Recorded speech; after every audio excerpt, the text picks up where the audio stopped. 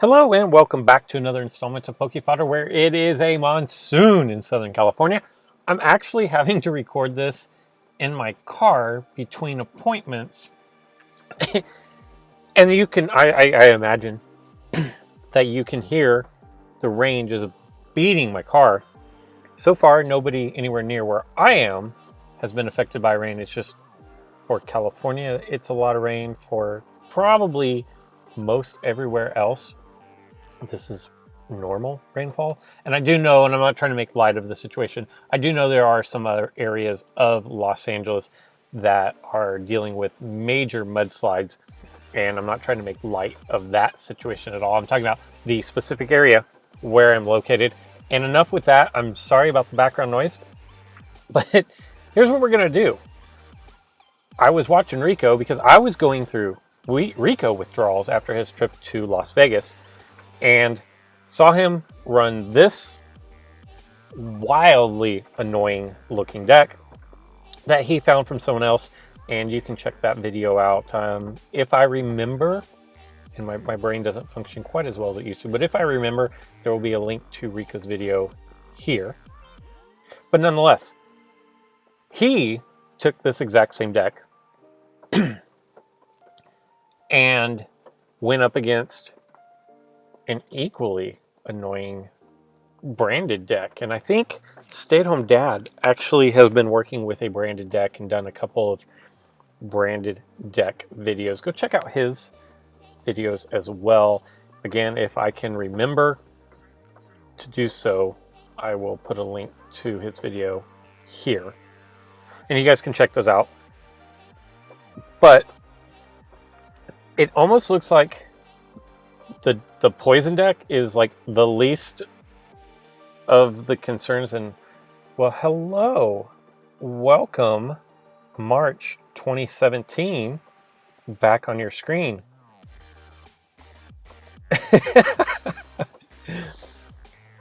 I promise you that I do not go through and cherry pick my games for you. The games that I show where I'm playing are actually the games as they happen. So I decide I'm going to make a video and I jump into a league match, and then I don't go through and edit what's going on. And what you see is what you get. And I get Wobbuffets, and now I get an old school Reuniclus deck and somebody who has... Let me look at these. It's kind of funny because I was actually running... That is level 10. That's not level 10, I can tell you. That's just level 5. Only level 5. I'm going to go ahead and drop Sableye up. Back in the day, Reuniclus was beyond annoying. So, like what I was saying, at this time, day and age of Pokemon Duel, I feel like if you run against a poison deck, like that is the least of your annoying decks that you're going to run into. And I roll this right off the bat. What I was going to say is, if Rico can knock out a wildly annoying looking deck with the branded, I'm going to see what I can do against... I don't care if you get confused. I'm going to see what I can do with the same deck. It is Sableye, Lunala, Zapdos, Mimikyu, Tapu Koko, who... I don't know if anybody has informed Tapu Koko that there's actually a game going on here, because stepping out and rolling a miss T1 is not at all what I want from any of my Pokemon. And as an anecdotal story, I told you yesterday, probably, or the day before, that I didn't have a Mimikyu that was leveled up. Well, I now have a Mimikyu that is leveled up, and took it to level 10, and the very first roll... That's actually nice for me, except for he's going to re-roll, and everything beats me. He came out and rolled a miss, and I know that surprises absolutely none of my listeners. I want to say that makes... I want to say that that makes Mimikyu first rollout miss, Mega Sceptile first rollout miss, Nala first rollout miss. I don't know why. I have the unrealistic expectation that if I take you to level 10, you just don't miss. And that is basically a miss, quite honestly. For Zapdos, if it's not blue, and if it's not purple, and if it's not gold, it's a miss. The 50 is whatever. And I'm just going to keep attacking through Uniclus.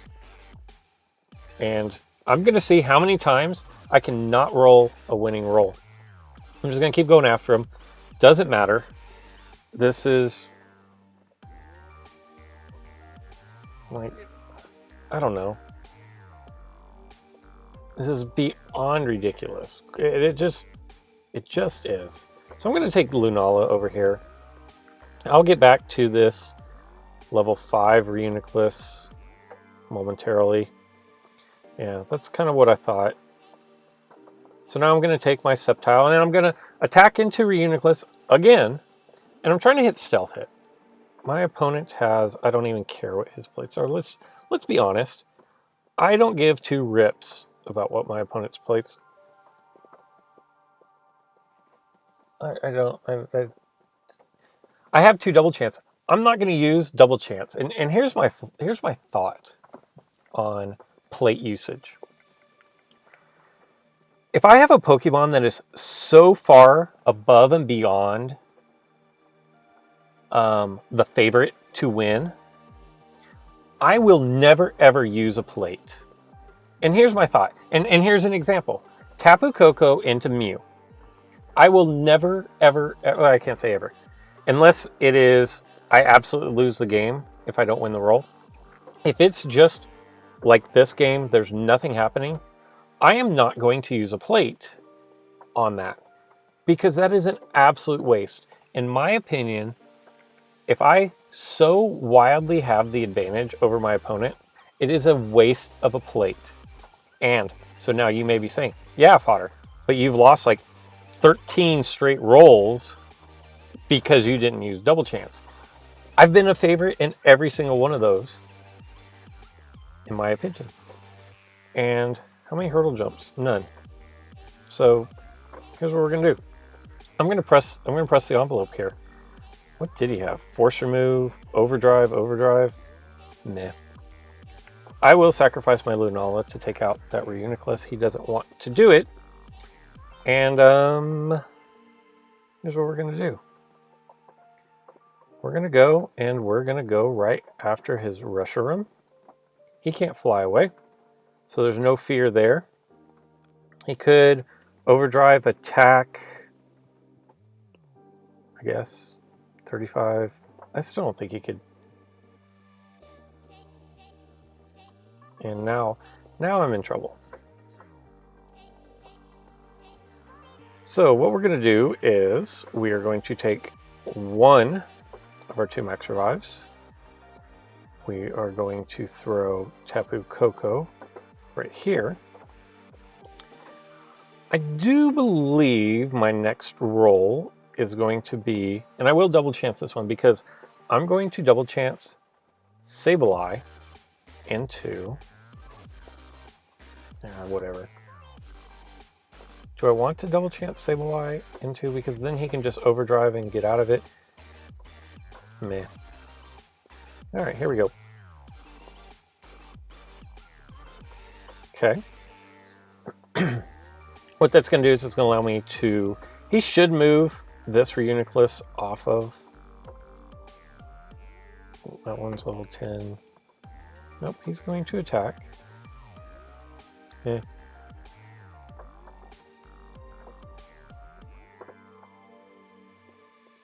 That's fine. You do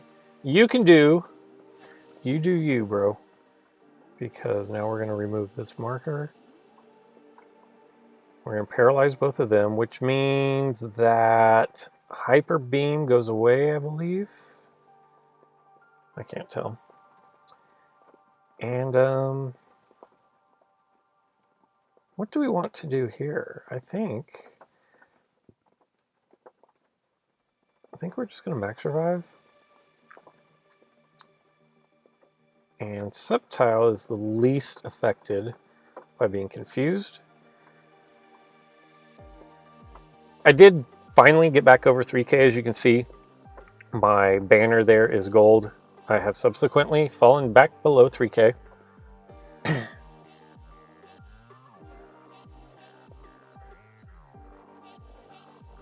That's fine. As long as I don't do anything ridiculous. Oh my gosh. There is a greater than 0 chance that I just flat out quit Pokemon Duel for a while. This is... Oh my goodness. He's probably going to take my entry point, which is fine. Maybe I should get Mimikyu out and start cursing things. I'm going to lose Zapdos. He's garbage on a good day. And he's worse confused. I really hate Zapdos. I know everybody says, well, he's the best gold attacker. He's not the best gold attacker. Let's be honest. Let's call a spade a spade. It is not the best gold attacker in the game. And don't let anybody tell you that. Because size 41 gold, you can get to 41 with, I think you can get there with Decidueye. I think you can get close with Sableye. 35. I think you can get to 41 with Sableye. I think Sableye is a better gold attacker. There you go. So he's going to lose this for Uniclus. Unless I roll. Oh, how about that? A little confused for you. I don't know why you'd respin that. You're done anyways. Little 10.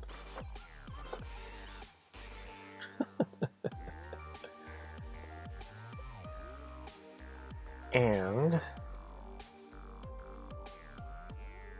I'm leaving my Tapu Koko exposed to getting banished, but I have to because I can't let him move his Uniclus right here. Can't let that one happen. I guess everything over here is exposed to being banished. And here's the deal: you talk crap about Zapdos, and he rolls 250s that roll into confused 110s.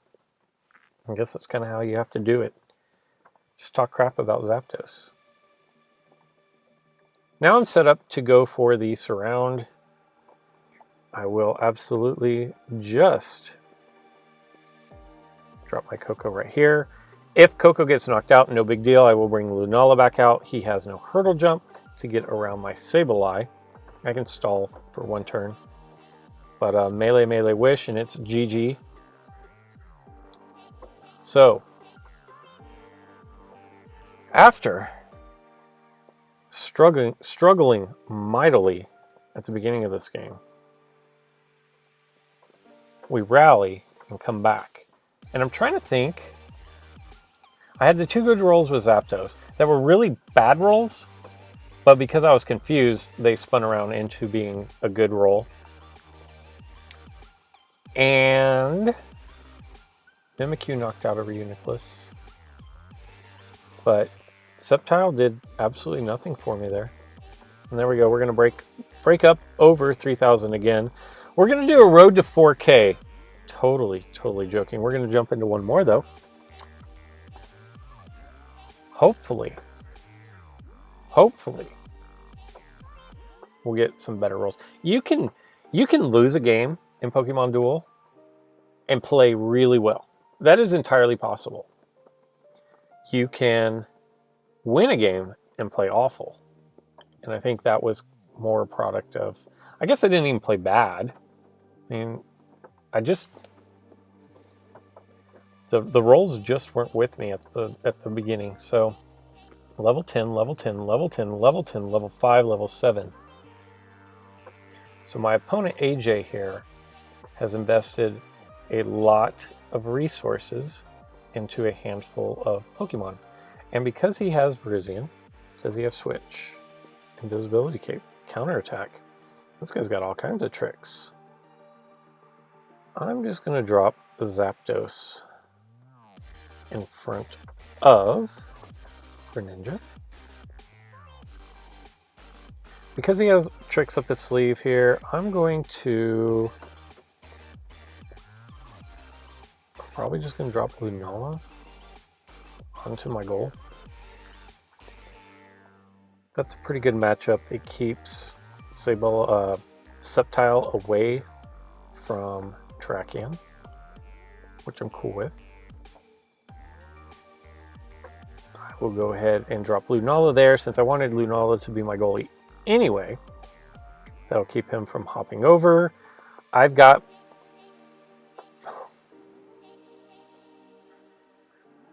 I'm not sure at all what my opponent is doing with that move. That kind of concerns me. What is he doing? He doesn't have... He doesn't have Swap Spot. So I have no idea what that move was all about. Now, the reason why I friended up Mimikyu against Terrakion is Terrakion has a bunch of... In fact, we're just going to not attack. I should have double chanced there. Terrakion has a ton of white. I do have the Curse. He has no gold. And Confused Terrakion actually is relatively decent. I guess he leveled up his 120. What we're going to do is we're going to double chance. We're going to try to drop a Curse marker early. If not, no big deal. Yeah, no big deal. We've got 2 lives because of Disguise. Okay. Like I said, not that big a deal. He could attack, knock me out. It is what it is. And then I can just move my Sableye up to this spot right here. And no harm, no foul. I feel like this is a pretty favorable matchup for me.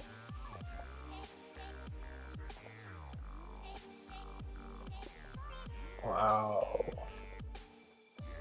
So here's the thing. I've told you before that when Pokemon consistently don't roll what I feel like they should, I've actually gone through and tracked rolls before.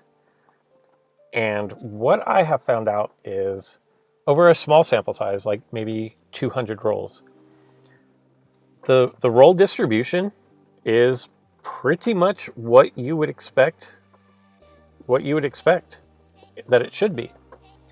And so for anytime I start thinking this is rigged, the wheels aren't legit, they're actually legit. What I do find is that because I have an 8% chance of missing with my Tapu Koko, I will go weeks without rolling miss. And then, like you've seen, I will go games where it's just consecutive miss after consecutive miss after consecutive miss for each game. And it's not the wheel is rigged. The problem is I went forever without rolling a miss, that now I've got to rebalance and get everything equal. So I've got to roll a bunch of misses. Now, if I can figure out a way to... I'm just going to double chance. I mean, not double chance. I'm just going to attack in here. If I can figure out a way to realize when a Pokemon has not rolled miss in a while, if I can figure out a way to bench them and just not use them, I think that would be ideal. I'm going to hop over here. If I get knocked out, it is what it is. And we are going to get knocked out. Poor Mimikyu. I think Mimikyu is a character, having just used him briefly, that's better off never attacking and just letting others be the attackers. He has nobody in the PC.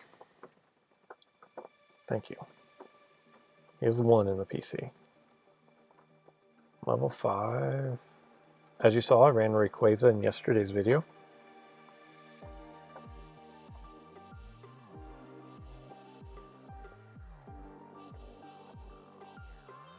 We will set up a fly trap over here for my opponent.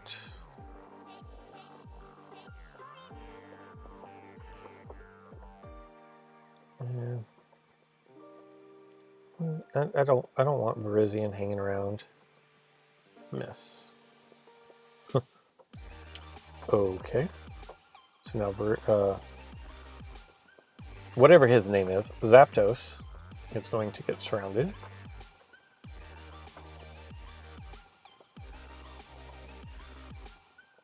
We'll see how risky he wants to be. He could walk Terrakion over and swing for the fences. If he misses, he loses. And slowly but surely, that's what he's going to do. If he rolls blue, he loses, which is when he has both my entry points taken and is in complete control, that was the dumbest risk he could have taken. And he got punished for it. That was, if you were watching this, take note of that. There was no reason at all for him to lose that game other than making a really horrible play. The better play would have been just cover your goal. Take your, whatever his name was, Blaziken, drop it on top of your goal, and then I've got to figure out something to do with my 3 figures out on the board when you have 5 on the board. Well, there you go. Rico, I didn't play the deck really well, but the deck won despite my weaknesses. And I hope you guys were able to learn from this, because the 2 games that I showed were really good examples of, like I mentioned in game 2, my opponent taking a completely unnecessary risk, and it cost him the game. And I'm sure AJ is like, I double chance and I rolled miss, protect, or whatever, but at the end of the day, he should have never made those attacks. And then in the previous game, like, just nothing going, and stuck with it, and a couple good rolls, a couple favorable rolls here, and then my opponent was caught in no man's land where they were stuck having to win 1 roll or losing the game. And that's what happened. I can't remember if I rolled melee wish to give me the win there or not, but either way, a lot to be learned from those 2 games. When you are playing, go ahead and take that into your thought process. Popstars Kirby posted on Twitter or something recently a screenshot. I don't even know what the screenshot was. I think it was the UC Hall, and it was kind of, the essence of it was, everybody can march figures down the field and attack, but not everybody can defend. And I think if you learn how to defend, I think you'll go further in the game than you will just straight blindly attacking all the time. I feel like that there's a balance somewhere in there. I think I kind of go way too far on one side with keeping 5 figures back and attacking with 1.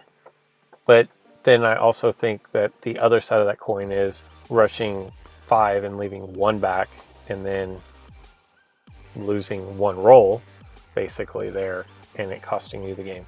So keep that in mind, and hopefully we dry out a little bit. Yeah. So until next time.